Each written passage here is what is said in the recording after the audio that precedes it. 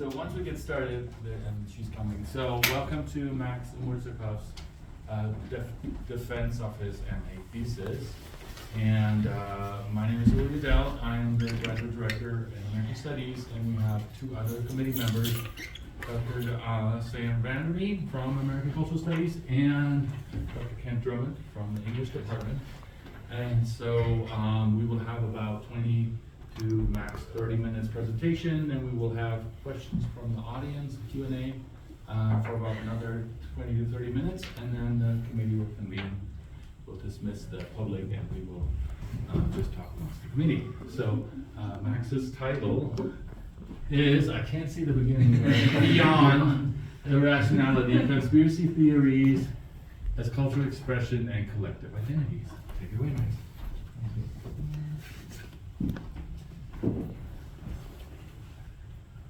Thank you for everyone coming and supporting.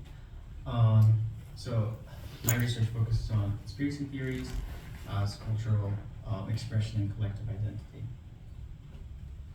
And this is pretty much the structure of my thesis. It consists of 3 chapters. Chapter 1, mostly focusing on theoretical framework, including introduction. And then chapter 2 focuses on the film analysis of the 1 documentary and 1 Hollywood film. And then the last chapter is more like discussion of lived experience and autoethnography.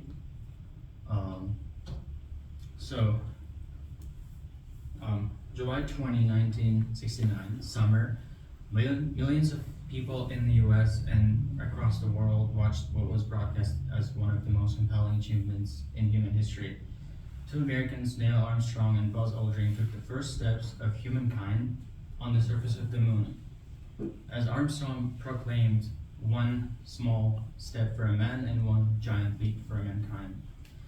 And less than a decade earlier, in November of 1963, those same millions of Americans had witnessed in disbelief and horror as their president John F. Kennedy was assassinated in a broad daylight in Dallas, Texas. So both of these events were witnessed through records, through TV, photographs, and official documentations. But both of these events became and remain as one of the most debated and contested events in modern global and modern American history. But these events did not only produce historical records, but they also produced questions, which produced alternative explanations, and they produced conspiracy theories. So this thesis is all about these questions, not whether they're right or wrong, but mostly whether what they reveal about us as human beings embedded in culture, history, and experience. So in this thesis, my argument that I argue that conspiracy thinking cannot be simply understood as an irrational thinking pattern, but it must be understood and viewed as a cultural practice, cultural formation, that's structured, inherited, and emotionally rooted mode of meaning-making process. And conspiracies are, in many cases, are deeply cultural responses to experiences and institutional opacity, power structures and authority, and inaccessibility. So they are ways and tools of naming power when the power itself refuses to name itself. So first I attempt to define what is a conspiracy theory with a broader definition. And conspiracy theories are often broadly identified in society as irrational, impulsive explanation for significant events, and they're not usually taken seriously. So they're frequently dismissed by the mainstream as speculative claims, and they rely on paranoia and selective evidence. But when analyzed more critically, conspiracies reveal some interpretive frameworks of human behavior that are rooted in culture. So David Cody, a senior lecturer in philosophy at the University of Tasmania, offers a very accurate and some brief definition of conspiracy.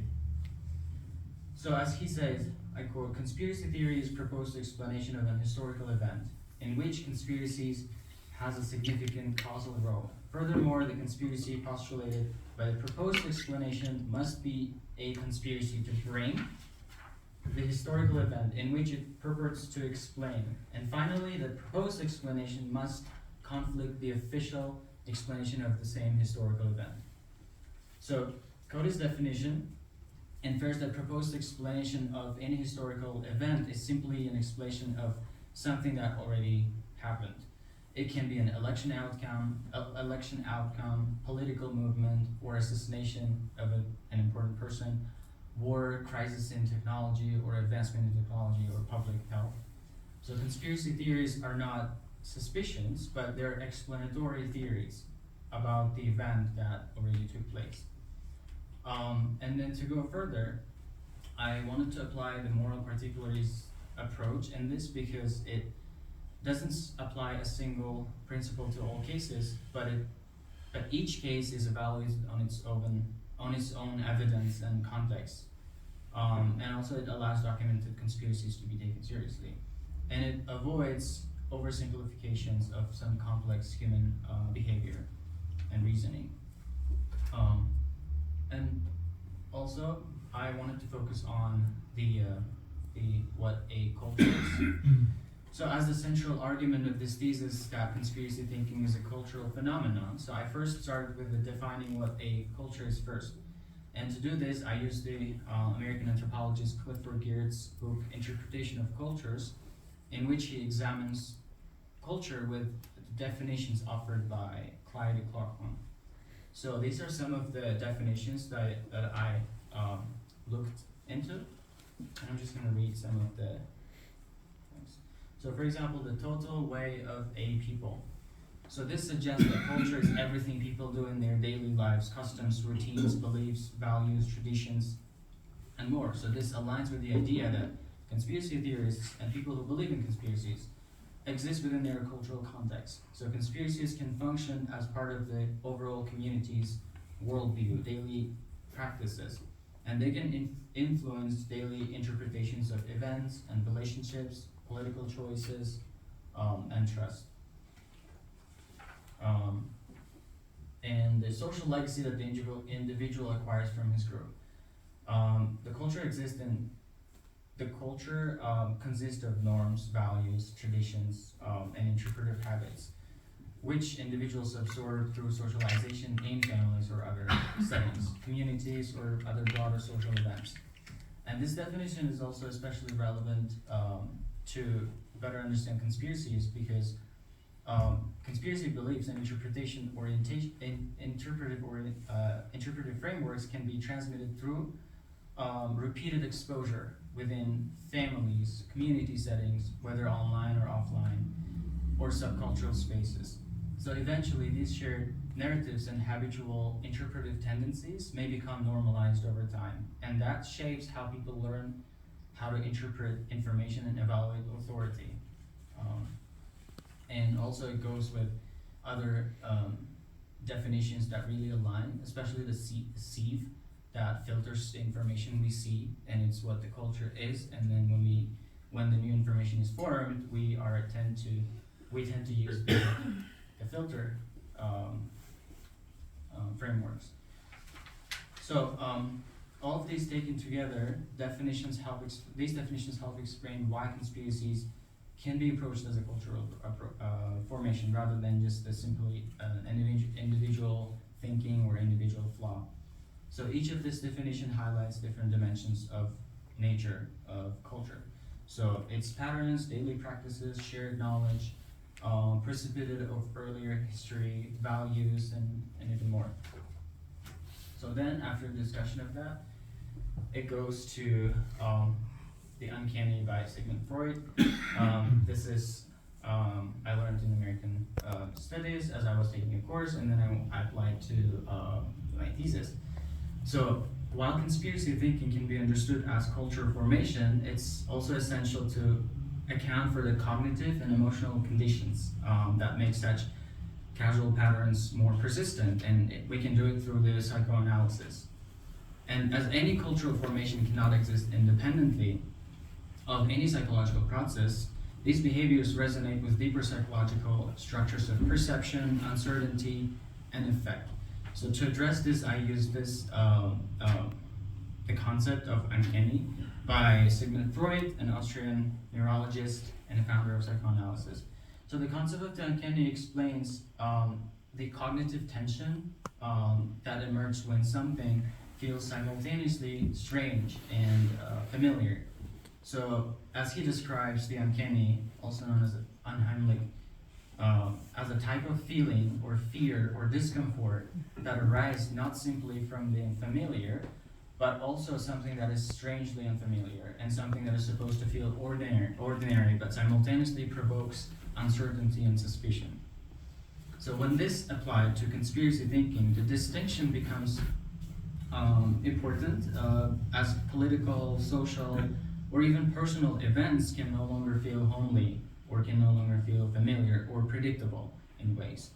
And in times of uncertainty and disruption, it can produce a sense that something is hidden under ordinary appearances. So in these moments, conspiratorial interpretations may emerge as attempts to restore coherence by explaining familiar experiences through the hidden intentions. So the shift from Heimlich to unheimlich therefore helps us explain how these events can provoke suspicion and motivate the search for explanation. So why is psychoanalysis or psychological analysis important for culture? So because culture cannot develop apart from human perception, emotion, and process of meaning making. Human behaviors become cultural norms that are eventually evolve and transform into larger scale, ordinary cultural practices. New emerging technologies, global crises, or any other political events or political developments, social developments can disrupt a person's sense of orientation, so which provokes cognitive dislocation. And this is exactly what the uncanny describes.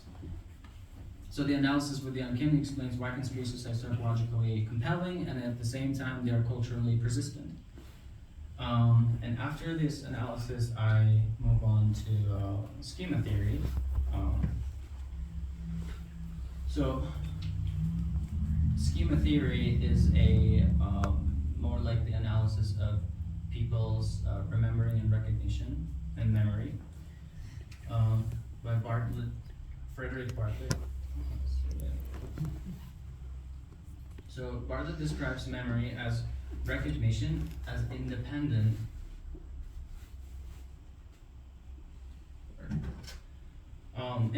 on schemas, which are structures, and they are patterned and organized settings of prior knowledge and experience that guide perception and interpretation and recall. So rather than simply storing memories as fixed records or past details, individuals reconstruct and construct memory through existing interpretive structures that we have in mind. That is shaped by earlier experience, so that also means that memories can be fresh. As he argues that we cannot understand the mental process like memory or recognition if we study alone or if we studied in isolation, we must look at it as they grow up out of earlier experiences and out of person's activities, attitudes, and their preferences. So the past doesn't fully appear as articulated recollection. It operates through patterned systems of response. So some examples would be that a dog salivating at the sound of a bell after repeated exposure or after repeated association with the food timing, or maybe just a child wanting to withdraw their hand from a hot surface because they have associated memory with that. So in these examples, memory works less as a conscious recall and more as a structured influence from the past. So when this viewed with schema theory, conspiracy thinking may be examined through the same, we can examine through the same lens that rather than treating them as pathological, it can be understood that same patterned interpretive responses influenced by past shared experiences, earlier experiences, and when individuals encounter large or unknown events, they feel when they have no control over it, and existing schemas shape their reaction in predictable ways. So conspiracy thinking is a process, and therefore it can be seen not a departure from memories, but more as an extension of them. So the next